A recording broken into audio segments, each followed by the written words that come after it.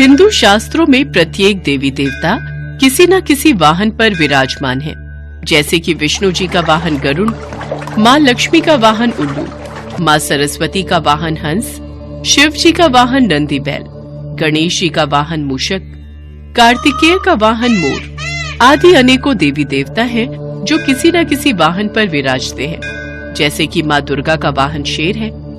शेर की सवारी करने के कारण माँ दुर्गा को शेरों वाली माँ के नाम से भी पुकारा जाता है।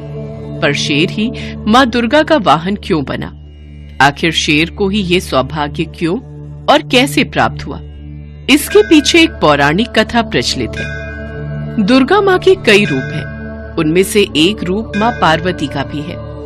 देवी पार्वती बचपन से ही शिव भक्त थी और शिव जी को अपना पति मानती थी। वो शिव जी को पाने के लिए हमेशा तपस्या में लीन रहती थी। देवी पार्वती ने भगवान शिव को पति के रूप में पाने के लिए वर्षों तक कठोर तपस्या की थी। इस कठिन तपस्या में काफी समय तक लीन रहने से देवी पार्वती का रंग सांवला हो गया था। विवाह के पश्चात एक दिन भगवान शिव और देवी पार्वती कैलाश पर्वत पर बैठकर आपस में हंसी ठिठोली कर रहे थे। उसी बीच शिव जी ने माता पार्वती को सांवली कह दिया। देवी पार्वती, तुम्हारा रंग कितना सांवला हो गया है, देखो तो जरा। स्वामी, यह सब तो आपको पाने के लिए मैंने तपस्या की थी, उसी कारण मेरा रंग सांवला हो गया। जाइए, मुझे आपसे बात नहीं करनी। आपने मुझे दुख पहुंचाया है। अब मैं तभी लौट कर आऊंगी जब मैं सांवली नहीं रहूंगी। मैं गौर वर्ण की हो जाऊंगी। मैं तपस्या के लिए जा रही हूँ। पार्वती, रुको तो। अरे तुम तो नाराज हो गई। मैं तो यूं ही कह रहा था। लगता है देवी पार्वती को मेरी बात का बुरा लग गया। अब तो ये तपस्या में लीन होने चली गई। शिव जी से नाराज होकर माँ पार्वती घने जंगलों में जाकर तपस्या में लीन हो गई।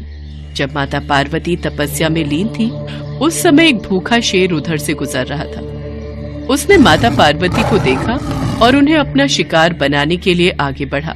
अरे, ये तो तपस्या में लीन है। मेरी गर्जना का इन पर कोई प्रभाव नहीं हो रहा। मुझे इनकी तपस्या भंग होने का इंतजार करना होगा। आखिर मैं भी तो देखूं कि एक शेर की गर्जना का असर इन पर क्यों नहीं हुआ और इनकी तपस्या भंग क्यों नहीं हुई, ये भयभीत क्यों नहीं हुई। माता पार्वती को तपस्या में लीन देखकर शेर वहीं पर बैठ जाता है और वो माँ पार्वती की तपस्या समाप्त होने का इंतजार करने लगता है। लेकिन माता पार्वती की तपस्या कई वर्षों तक चलती रही। तब तक वो शेर आस लगाए वहीं पर बैठा रहा। माँ पार्वती के चमत्कार से शेर भी उतने वर्ष भूखा प्यासा रहा, मानो वो भी माँ पार्वती के साथ तपस्या कर रहा हो। न ही उसने माता पार्वती को कुछ कहा और न ही वहां से उठा। तब के कई वर्ष बीत जाने के बाद देवी पार्वती की तपस्या से प्रसन्न होकर वहां शिव जी प्रकट हुए। देवी पार्वती, आंखें खोलो। मैं तुम्हें गोरा होने का वरदान देता हूँ। पार्वती, तुम गंगा स्नान करो। इससे तुम गौर वर्ण की हो जाओगी। अपने उज्जवल गौर वर्ण के कारण अब से संसार आपको गौरी के नाम से भी जानेगा और आपका सांवला वर्ण कौशिकी देवी के नाम से जाना जाएगा। आप धन्य है प्रभु। तभी देवी पार्वती की नजर वहाँ बैठे एक शेर पर जाती है। अरे, ये शेर यहाँ कैसे? देवी पार्वती, इसे देखकर तो ऐसा प्रतीत हो रहा है कि वर्षों से ये भी आपके साथ ही यहीं तपस्या में बैठा हुआ है। माता पार्वती, भगवान शिव, मेरा प्रणाम स्वीकार कीजिए। आपका कथन सत्य है। मैं इसी विचार से देवी पार्वती पर आक्रमण करने ही वाला था, पर देवी पार्वती के अलौकिक चमत्कार से मैं रुक गया। मेरे हाथों से यह अपराध होने से माँ ने मुझे रोक दिया। मुझे क्षमा कीजिए माता। प्रभु, जैसे मैंने इतने दिनों तक तपस्या की, ठीक उसी तरह इस शेर ने भी मेरी प्रतीक्षा में तपस्या की है। मुझे इसकी तपस्या का फल इसे देना ही चाहिए। पर मैं ऐसा क्या करूं कि जिससे जगत में इसकी प्रशंसा हो? माँ, मैं आपकी सवारी बनना चाहता हूँ। आपको अपनी पीठ पर बिठाना चाहता हूँ। मैं चाहता हूँ जगत में मैं आपके वाहन के रूप में जाना जाऊं। मुझे ये वरदान दीजिए माँ। मुझ पर कृपा कीजिए। मैं आपके अंग संग रहकर आपकी सेवा और भक्ति करना चाहता हूँ। देवी पार्वती, अब तो इस शेर को वाहन बनाकर आपको इसकी इच्छा पूरी करनी ही होगी और अब आपको शेरों वाली के नाम से भी पुकारा जाएगा। देवी पार्वती मुस्कुरा देती हैं और शेर को वरदान देते हुए उसे अपना वाहन बना लेती हैं। शेर पर सवारी करने के लिए माँ दुर्गा के रूप में माँ पार्वती शेर पर सवार होती हैं। तभी स्वर्ग में उपस्थित सभी देवी देवता उन पर फूलों की वर्षा करने लगते हैं। गंगा में स्नान करके माँ पार्वती माँ गौरी के रूप में जानी जाने लगी। उनका श्याम वर्ण कौशिकी देवी के नाम से प्रसिद्ध हुआ और शेर की सवारी करने वाली माँ दुर्गा के रूप में पूरा संसार उन्हें शेरोवाली के नाम से पुकारने लगा और तभी से शेर माँ दुर्गा का वाहन बन गया।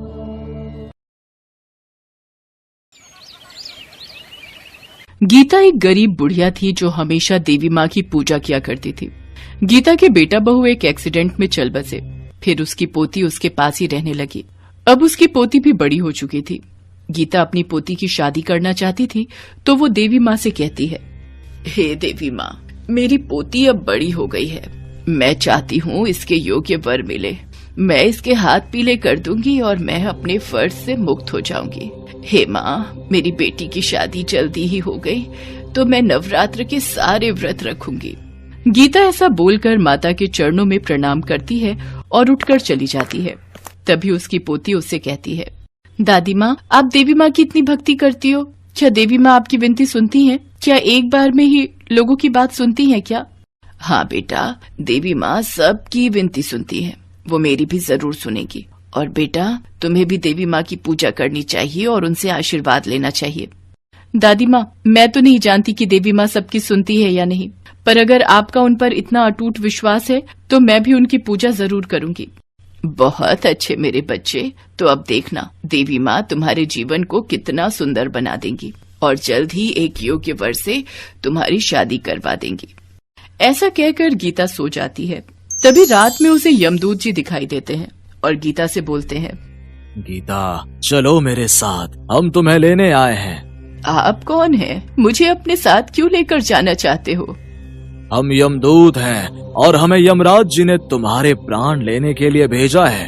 अब तुम्हारा समय पूरा हो चुका है, इसलिए हम तुम्हें लेने आए हैं। यमदूत जी, ऐसा न कहें। मेरी पोती विवाह योग्य है और उसका इस दुनिया में मेरे अलावा कोई नहीं है। अगर आप मुझे अभी लेकर चले गए तो मेरी पोती की शादी कैसे होगी? मैं चाहती हूँ मेरी पोती की शादी मेरी आंखों के सामने हो जाए, जिससे उसे बाद में कोई परेशानी ना हो। हम यमदूत हैं और हमारे महाराज यमराज जी का आदेश है कि तुम्हारे प्राणों को हर लिया जाए और तुम्हें हमारे साथ चलना ही होगा। हम कुछ नहीं सुनना चाहते। वैसे भी यमराज जी के फैसले के विरुद्ध हम नहीं जा सकते। मैं तुम्हारे साथ अभी नहीं जा सकती, मुझे मेरे फर्ज पूरे करने हैं। तुम्हें मेरे साथ चलना ही होगा, या तो प्यार से, अन्यथा जबरदस्ती। नहीं नहीं, महाकाली, मेरी रक्षा करो। आप तो जानती हो मेरी पोती का मेरे अलावा कोई नहीं है। मुझे मौत से डर नहीं लगता, लेकिन मेरे मरने के बाद मेरी पोती का क्या होगा? हे देवी माँ, मेरी रक्षा करो। गीता, हमारी बात मान लो, हम कल के दूत हैं, तुम्हें हमारे साथ चलना होगा। अगर तुम काल के दूत हो तो मैं भी महाकाली की पुजारन हूँ, जो काल से भी बड़ी है, और तुम देख लेना वो मेरी रक्षा अवश्य करेंगी।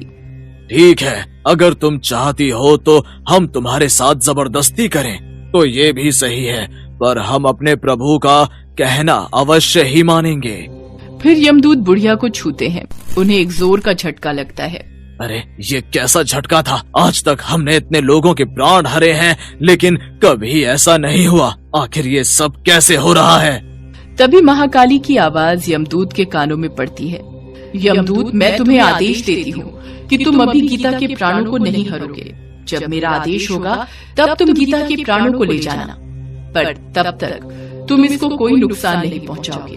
तुम कौन हो जो हमें ऐसे आदेश दे रही हो? हम सिर्फ अपने प्रभु यमराज का आदेश मानते हैं, उनके अलावा किसी का नहीं मानते। मैं ही दुर्गा हूँ, मैं ही काली, मैं ही महाकाली हूँ।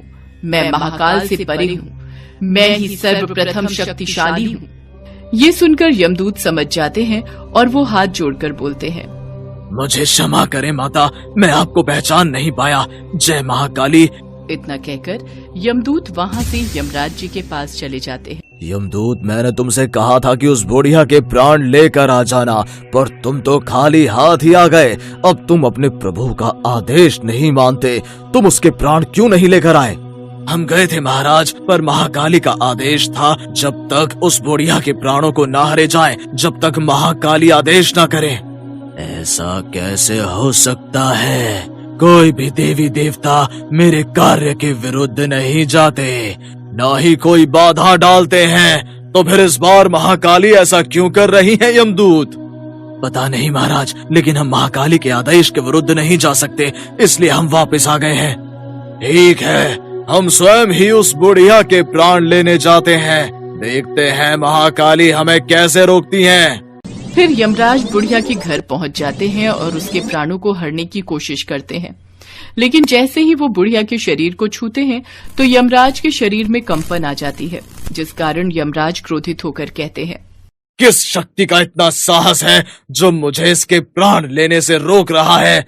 सामने आओ, जो भी मेरे कार्य में बाधा बन रहा है अंजाम सही नहीं होगा। हे यमदेव, आप भूल रहे हो कि मैंने आपके यमदूत को कहा था, जब तक मेरा आदेश ना हो आप इस बुढ़िया के प्राण नहीं हरोगे।